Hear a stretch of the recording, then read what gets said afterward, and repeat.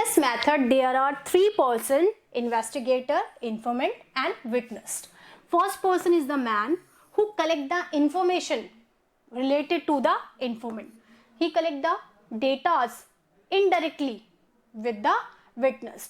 The second person is informant, about which the investigator want to collect the information. समझ रहे हैं मेरी बात को? Investigator is the person who collect the information about the informant, and informant is the person for whom, by whom he collect the information, जिसके बारे में वो information collect कर रहा है. And the witness is the third person. He is the third person by he get the information about the informant. Okay? Yes, ma'am. Here are three person. First person who collect the data about some person who is known as the informant. Informant is the person जिसके बारे में आप information collect कर रहे हैं. And witness is the person who give the information about the informant. Okay, it is clear? Yes, ma'am. So, I am just clearing. Indirect oral investigation is the method in which the investigator collect the data about the informant from the witness. He collect the data about the informant from the witness. Third person से वो second person के बारे में जानकारी लेता है. इसे हम क्या बोलते हैं? क्योंकि हमारे इन्वेस्टिगेशन के रिलेशन डायरेक्ट किससे हैं?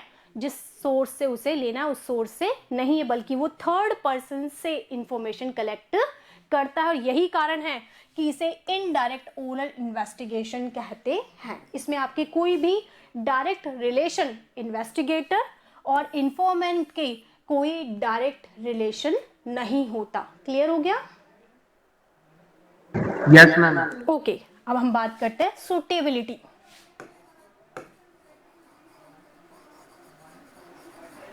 इन which condition this method is suitable. किस कंडीशन में इस मेथड का इस्तेमाल हमें करना चाहिए? सबसे पहला जो सुटेबल है, when area is large. When area is large, जब आपका डेटा कलेक्शन एरिया है वो बहुत वाइड हो, बहुत बड़ा हो. जैसे हमने देखा था कि जो डायरेक्ट पर्सनल इंटरव्यूज थे उसमें आपने देखा था कि बहुत छोटा एरिया होता है, तब आप वहां पर डायरेक्ट रिलेशन इंफॉर्मेंट से क्लियर अपने करते हैं. लेकिन यहाँ पर जब एरिया बड़ा है, इसलिए हमने क्या किया? इनडायरेक्ट ओरल ट्रांजैक्शन मेथड का यूज किया. Second, when the इंफॉर्मेंट is not able to give information.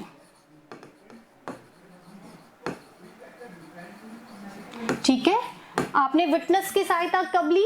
When the informant, जिसके बारे में आपको जानकारी लेनी है, he is not able, वो आपको जानकारी नहीं दे पा रहा है, then you have to select the third one person who is the witness. यानी ऐसी स्थिति में आप इस मेथड का यूज करते हैं जहां जिसके बारे में आपको जानकारी लेनी है उससे डायरेक्ट आपको जानकारी नहीं मिलती, तो आप किसी थर्ड विटनेस का यूज करके you have to collect the data about informant. Third, when informant is illiterate. ठीक है, जब आपका इंफॉर्मेंट है, जो जानकारी जिसके बारे में आपको जानकारी कलेक्ट करनी है वो क्या है? इलिटरेट है, अपनी बात को ना आप तक पहुंचा सकता है. then you use the third person as the witness. Fourth, when you need the expert's view. When you need the experts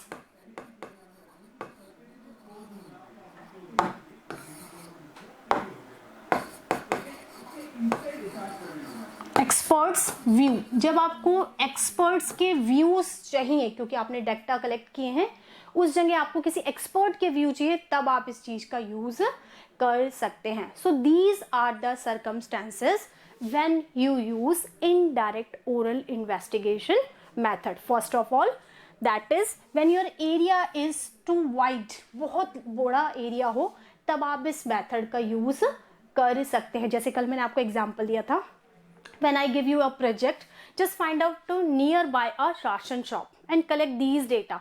So you have to use कौन सा मेथड यूज करेंगे? डायरेक्ट मेथड, ठीक है। अगर आपको अपने नियर बाय शॉप का मैं सर्वे करने के लिए कह रही हूँ, you have to use nearby, ठीक है, तो आपने डायरेक्ट मेथड यूज किया। अगर मैंने आपसे कहा कि just find out the ration shop of Jaipur, all the ration shop of Jaipur and collect these data, अब आप क्या करेंगे? You have to use indirect oral, क्योंकि आप वहां पे डायरेक्ट हर जगह नहीं जा सकते, तो आपने थर्ड पार्टी से पूछा वहां की दुकान कब खुलती है, वहां पे क्या सामान मिलता है, किस प्राइस पे मिलता है, then you have to use indirect oral investigation method. Second thing is, when informant is not capable, when you capturing some data whose information the informant cannot giving you, अगर आपको वो informant नहीं दे रहा है, so you have to use the third person as a witness to collect your data. Third thing is, when your informant is illiterate, अगर वो इस बारे में जानकारी नहीं रखता, उसको उसका ज्ञान ही नहीं है, तो आप क्या करेंगे? वहां पे थर्ड व्यक्ति से इसके बारे में जानकारी लेंगे, दैट इज। और फोर्थ है अपना, when you need the experts view, क्योंकि when you collect the data from this method they are not accurate, क्योंकि आप जिस व्यक्ति के बारे में डेटा कलेक्ट कर रहे हैं उससे तो पूछ नहीं रहे, ठीक है, आप किसी और से पूछ रहे हैं, तो जरूरी नहीं वो सारे डेटा एक्यूरेट हो। दूसरी बात, 3 स्टेप से आपके पास वो डेटा आ रहे हैं, so you need a experts view.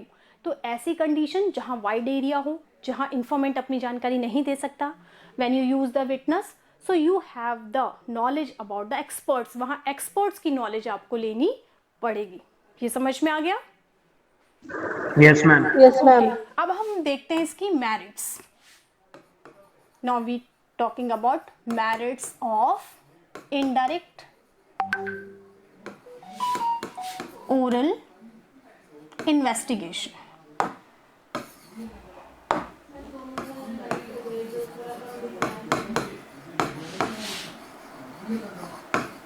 अब हम देखते हैं इस जो इन्वेस्टिगेशन मेथड है, इसकी सबसे बड़ी खूबी क्या है। सबसे पहली जो खूबी है, इट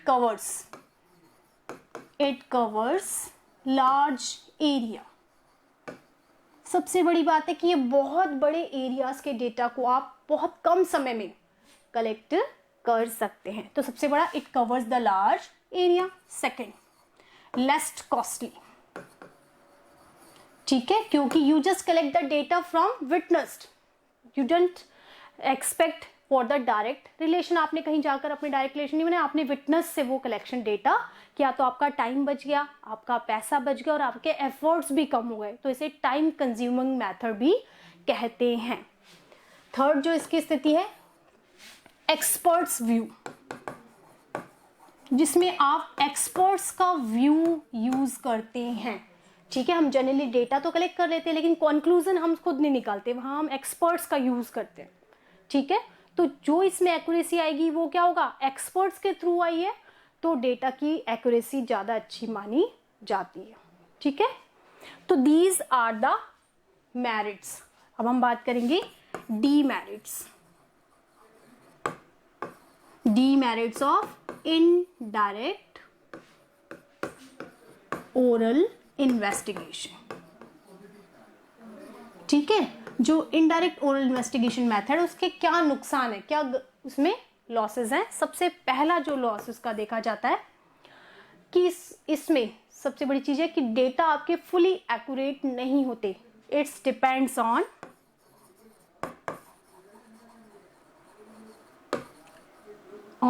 एग्रीगेट्स।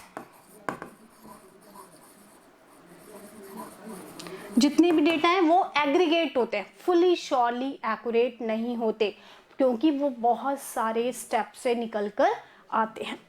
और सेकंड थिंग है मोर कंज्यूमिंग टाइम। मोर टाइम कैसे? आपने किसी एक व्यक्ति से पूछा, विटनेस का यूज कर रहे हैं, उसने आपको जवाब नहीं दिया, तीसरे पे डाल दिया, इस तरह से, क्योंकि डेटा फर्स्ट से सेकंड थर्ड तक जाते हैं, इसलिए उसमें टाइम लग जाता है। जब तक आप इंफॉर्मेशन कलेक्ट करते हैं तब तक थोड़ा डिले हो जाता है। थर्ड इसमें जो चीज है वो है पर्सनल बियास। पर्सनल बियास कैसे? You are collecting, you are the investigator collecting the data of informant from the witness. For example, if I want to collect the Tata steels conditions of labour there from the owner of Tatas, तो क्या वो कुछ कमी बताएगा आपको? नहीं बताएगा ना, वो लेबर की कंडीशन अच्छी बताएगा। ठीक है, आपने लेबर की कंडीशन के बारे में लेबर से नहीं पूछा, किससे पूछा? उसके ऑनर से पूछा। ठीक है, तो क्या हुआ? वहां पर उसका पर्सनल बियास आ जाता है। हो सकता है वो आपको right information they, it may be possible वो ना दे, या वो आपको इतना इन्फ्लुएंस कर ले कि कुछ डेटा आप उसके फेवर में पब्लिश करें, some data you don't published. Okay, समझ गए? Yes, ma'am. ठीक है, अब मैं आपको दो मेथड बता चुकी हूं। हमने दो मेथड स्टडी आउट किए। एक हमने पढ़ा डायरेक्ट, पर्सनल डायरेक्ट इन्वेस्टिगेशन, और एक हमने पढ़ा जो आज पढ़ा है आपने इनडायरेक्ट ओरल इन्वेस्टिगेशन। ठीक है, you just study about the two datas. ये दो डेटाज आपने आज पढ़े हैं, इन्वेस्टिगेशन के दो डेटा कलेक्शन मेथड पढ़े हैं। अब हम इनमें डिस्क्रिमिनेट करेंगे, what is the discrimination between these datas collection methods. ठीक है, इन दोनों डेटा कलेक्शन मेथड में क्या अंतर है? अगर हम सबसे पहली बात करें, it covers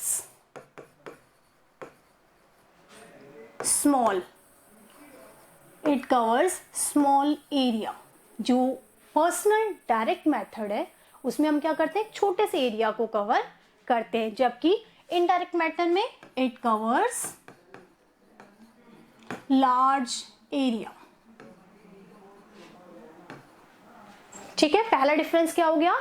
the personal direct investigation method covered only small area, whereas indirect oral investigation method covered the large area. Second thing जो हम यहां पर देखते हैं, there is direct relation, there is direct relation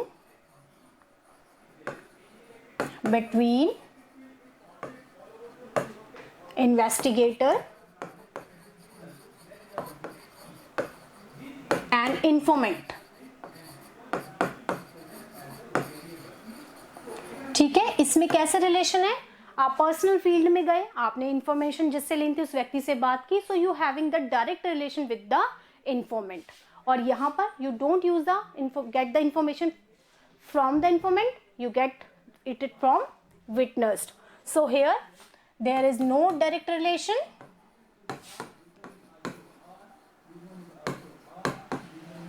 no direct relation between investigator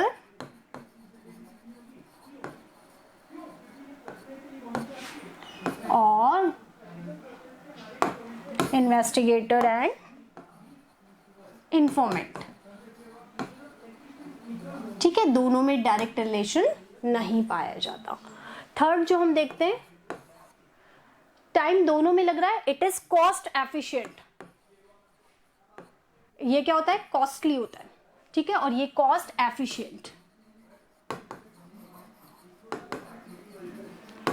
this method, first method where the informant having the direct relation with the investigator, this is the costly method. बार बार आपको field में जाना पड़ेगा, आज वो नहीं मिला, इस तरह से अपना टाइम भी कंज्यूम करें, पैसा भी करें।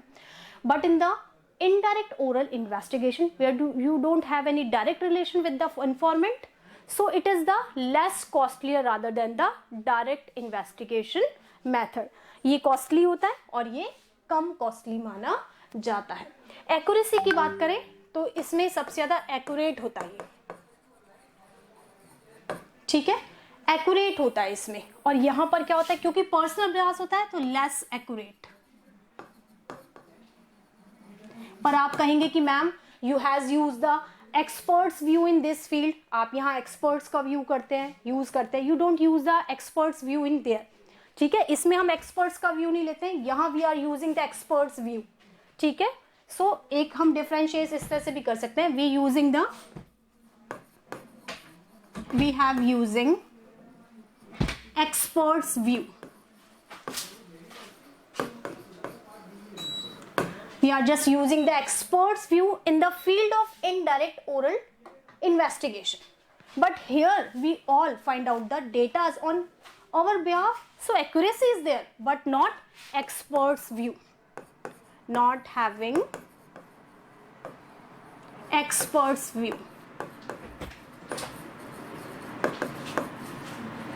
ठीक है, एक्यूरेसी इसमें ज्यादा है फर्स्ट वाले में, लेकिन वहां हम एक्सपर्ट्स का व्यू यूज नहीं कर रहे। हालांकि जो हमने डेटा कलेक्ट किया वहां भी पर्सनल बियास आ सकता है, लेकिन सेकंड जो मेथड है वहां हम क्योंकि एक्सपर्ट्स का व्यू लेस एक्यूरेट है पर्सनल बियास के कारण, लेकिन we are using the experts view there. Okay, ये क्लियर हो गया? यहाँ कोई दिक्कत? मैम ये जो हाँ। पर्सनल डायरेक्ट मेथड था उसमें भी तो डीमेरिट में पर्सनल बियास दे रखा है। हाँ, दोनों में पर्सनल बियास तो दोनों में ही आएगा, दोनों में ही। ठीक है ना, पर्सनल बियास दोनों में आएगा। इसमें भी रहेगा जब आप खुद फील्ड में जा रहे हैं, when you find out the own datas, you are just searching the datas, you can involve your views also. जब आप खुद डेटा कलेक्शन करें तो आपके व्यूज वहां इन्वॉल्व होंगे। इनडायरेक्ट ओरल ट्रांजेक्शन में भी ऐसा होता है, when you get the information from the witness side, so witness influence you. वहां पर विटनेस आपको इतना प्रभावित कर देता है कि you just publish the, not experts की मैं बात नहीं करी, जब आप अपने खुद के व्यूज बता रहे तो वहां आपका पर्सनल व्यूज आ जाता है वहां पर। तो दोनों जगह पर्सनल बियास है, बस फर्क इतना है कि here the we getting the experts view, but in direct we are not getting any experts view here. ठीक है, यस मैम। यहां तक समझ में आ गया? कोई दिक्कत? नो। यहां तक कोई दिक्कत नहीं है? थर्ड मेथड बताऊं बेटा? Okay, yes ma'am. Now data collection का जो हमारा थर्ड मेथड है, ठीक है, वो है इंफॉर्मेशन थ्रू।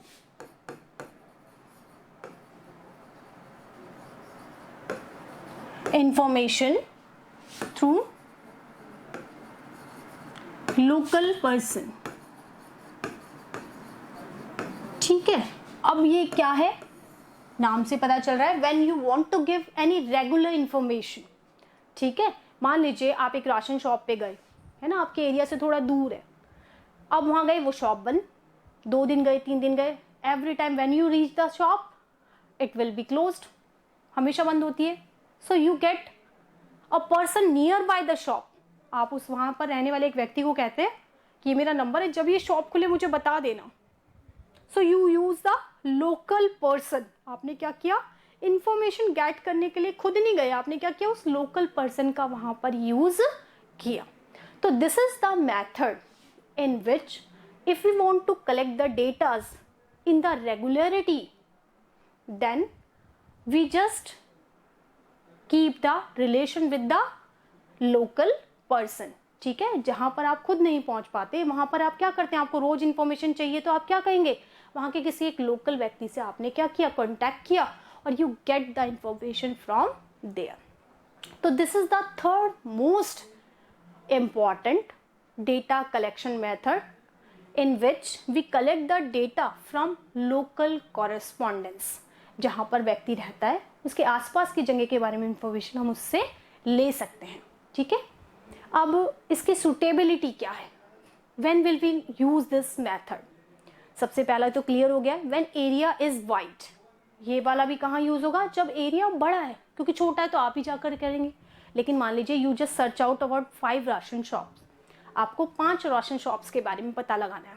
ठीक है, एक जगह आप जाएंगे, चलो 2 जगह चल जाएंगे, 3 जगह आपने क्या किया? लोकल से पता लगा लिया।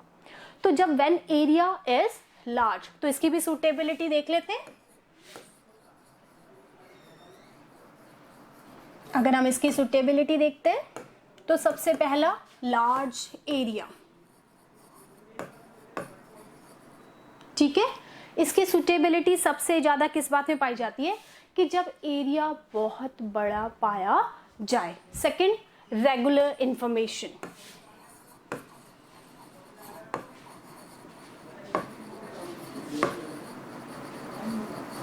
ठीक है, सबसे पहले आपने कहा कि जब एरिया बहुत बड़ा हो तब आप इस मेथड का यूज कर सकते हैं, क्योंकि आप हर जगह पहुंचना आपकी पॉसिबिलिटी में नहीं होता।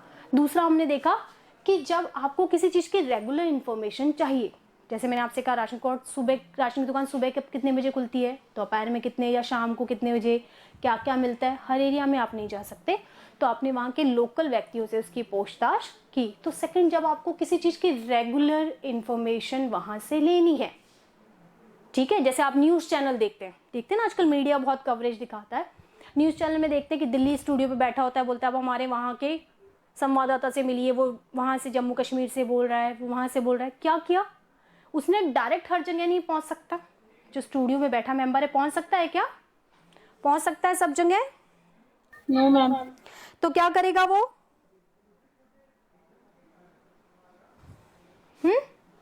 उसने क्या किया? He make the contact with the local persons. उसने क्या किया? वहां पर जो उसका इन्वेस्टिगेटर था उससे क्या किया? अपना कॉन्टेक्ट स्थापित किया। ठीक है, जैसे अभी आज आपने न्यूज में सुना होगा, न्यूज में आज आपने सुना होगा कि दिलीप कुमार की डेथ हो गई है ना, अब वो मुंबई में होंगे मान लीजिए, ठीक है, अब ये न्यूज चैनल मानो दिल्ली से ब्रॉडकास्ट हो रहा है, तो वो दिल्ली से वहां फटाफट बॉम्बे थोड़ी पहुंचेंगे, वो बॉम्बे के जो भी वहां पर जर्नलिस्ट होंगे उनसे क्या करेंगे? कांटेक्ट करेंगे।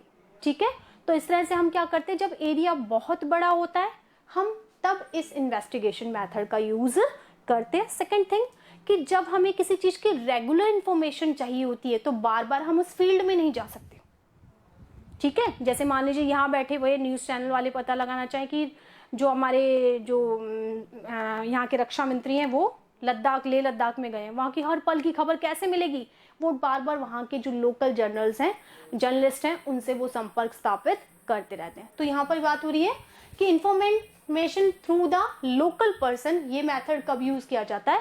When you needed the regular information about any field, जब आपको किसी फील्ड के बारे में एक रेगुलर इंफॉर्मेशन चाहिए होती है तब आप इस मेथड का यूज कर सकते हैं। ये मेथड वहां पर बहुत अच्छा हो सकता है। अभी मैंने आपसे एक एग्जांपल दिया, तो सबसे बड़ी बात जैसे मैंने आपसे कहा टीवी, जर्नल्स, यानी ऐसे मेथड्स कहाँ यूज होते हैं? Media, by media.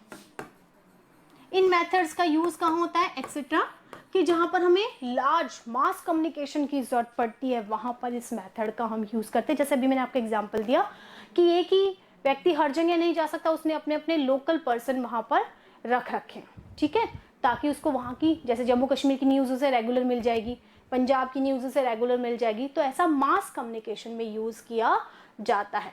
तो हमने देखा कि which areas are suitable for the information through the local person. सबसे पहला, व्हेन एरिया इज लार्ज, जैसे इंडिया है, सब स्टेट से इंफॉर्मेशन आपको चाहिए न्यूज चैनल्स को, तो हमने हर जगह लोकल जो आपके जर्नलिस्ट होते हैं उनको अपॉइंट कर रखा है। सेकंड, रेगुलर इंफॉर्मेशन, यदि आपको किसी फील्ड की लगातार जानकारी चाहिए तो भी आप इस मेथड का यूज करते हैं, और ये मेथड वहां सक्सेसफुल होता है जहां मास कम्युनिकेशन की जरूरत होती है, जैसे मीडिया में, टीवी चैनल्स में और जर्नल्स में इसका यूज ज्यादा किया जाता है। जो फोर्थ इसमें सबसे बड़ी चीज है, हाई डिग्री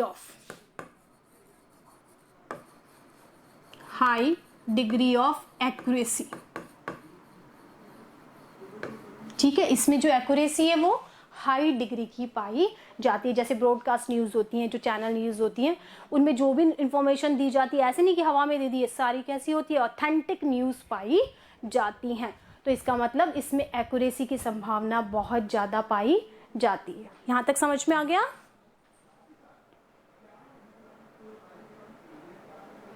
यहां तक समझ में आ गया सबको? आगे देखिए, अब हम इसकी मेरिट्स की बात करेंगे। Merits of information through local person. तो इसमें सबसे पहली मेरिट तो आपको पता है, it covers the wide area.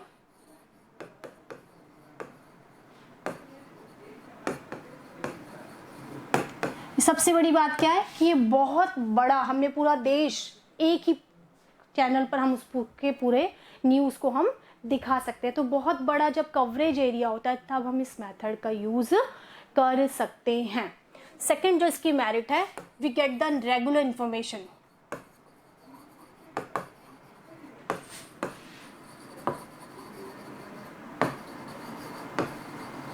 हम इससे किसी भी जगह की रेगुलर इंफॉर्मेशन ले सकते हैं। उस जगह की हमें पूरी जानकारी किससे मिल जाएगी? उस पर्सन के थ्रू हमें वहां की जानकारी मिल जाएगी। थर्ड इसमें पाया जाता है मोर एक्यूरेसी है। इसमें एक्यूरेसी बहुत पाई जाती है, क्योंकि आप मास मीडिया का यूज कर रहे हैं, इंफॉर्मेशन दे रहे हैं, तो उसमें एक्यूरेसी का होना बहुत जरूरी माना जाता है। तो दीज आर द, ये क्या हो गई उसकी मेरिट्स हो गई। ठीक है, अगर हम इसके डीमेरिट्स की बात करें, डीमेरिट्स ऑफ इंफॉर्मेशन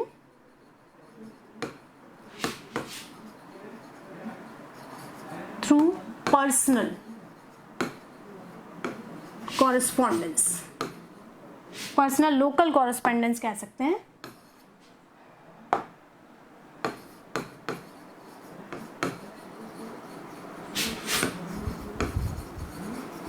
ठीक है, जहां पर्सनल लोकल कॉरेस्पॉन्डेंस, इसके डीमेरिट्स की अगर हम बात करें तो सबसे पहली जो इसकी डीमेरिट होती है वो ये पाई जाती है कि लार्ज एरिया तो कवर करता है but it consuming more time. तो इसे हम बोल सकते हैं time consuming. It is time consuming method. ये एक टाइम कंज्यूमिंग मैथड है, क्योंकि 10 लोगों से आप चीजें कलेक्ट करोगे तो एक ही चीज को कलेक्ट करने में आपको एक लंबा समय वहां पर लग जाता है। ठीक है, तो ये बहुत ही टाइम कंज्यूमिंग मेथड माना जाता है। दूसरा, इसमें कॉस्ट भी बहुत आती है, कॉस्टली है, क्योंकि कहीं से भी आप इंफॉर्मेशन, तो वो सेटअप आप लगाएंगे, जैसे न्यूज चैनल्स का देखते हैं ना, तो हर जगह उसके वहां पे जर्नलिस्ट होते हैं, तो it is a costly setup. इसमें बहुत कॉस्ट अफेयरिंग पाया जाता है, इसमें बहुत ज्यादा खर्चा आपका आता है। तो ये आपका हो गया third method.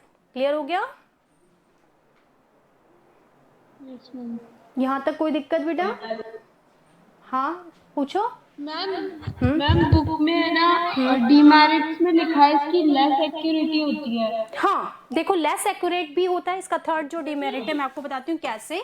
It is less accurate, ये मेरिट में भी आता है और ये डीमेरिट में भी आता है। आपको बताती हूँ कैसे। जैसे जनरली हम देखते हैं, मैंने आपको कोई बात कही, ठीक है, 2 व्यक्ति बात करें, फर्स्ट और सेकंड, मैंने आपसे कहा कि ये पेन ऐसे रखा था, ठीक है, ये बात अगर आपको तीसरा व्यक्ति बताएगा तो क्या कहें, नहीं पेन तो ऐसे था, फोर्थ व्यक्ति का नहीं पेन तो ऐसा था। तो we are getting the information about different sources. अगर हम एक ही चीज के बारे में अलग अलग सोर्सेस से इंफॉर्मेशन लेते हैं तो definitely the information getting the long time and shape the end design the news also. क्या होता है, चीज का रूप बदल जाता है, ठीक है ना, तो उसमें एक्यूरेसी के आने की संभावना रहती भी है। और जैसे मान लीजिए एक ही चीज के बारे में 10 से पूछे तो एक्यूरेसी आ भी जाती है, और 10 अलग अलग तरीके से बताएं तो ये इसकी मेरिट भी है एक्यूरेसी, और इसकी डीमेरिट क्या हो गई, लेस एक्यूरेसी। ठीक है पायल? Yes ma'am. और पर्सनल बियास तो सब में लिखा हुआ है। पर्सनल बियास सब में आएगा बेटा, वी आर ह्यूमन बीइंग, हम मशीन नहीं है ना, हम मशीन नहीं है। अगर मान लो आज मैं भी हूँ किसी चैनल में काम करती हूँ, मैं कोई सर्वे करना चाहती हूँ, मान लो हिंदुज्म पे ही सर्वे करना चाहती हूँ, because I am also Hindu, तो कोई भी ऐसा चीज पब्लिश करूंगी तो मैं सोचूंगी मेरा पर्सनल बियास वहां पे आ जाएगा। तो इवन देन प्रधानमंत्री हो, चीफ मिनिस्टर हो, कितनी बड़ी पोस्ट पे आप होते हैं, आप ये नहीं कह सकते कि हम भगवान है, भी हम तो किसी से कोई लिंक नहीं रखते हैं। हर जगह हमारा पर्सनल मैटर, क्योंकि वी आर ह्यूमन बींग्स, कहीं ना कहीं हम किसी व्यू या किसी ओपिनियन से टच जरूर रखते हैं, तो हमारा पर्सनल ब्यास तो हर जगह आएगा।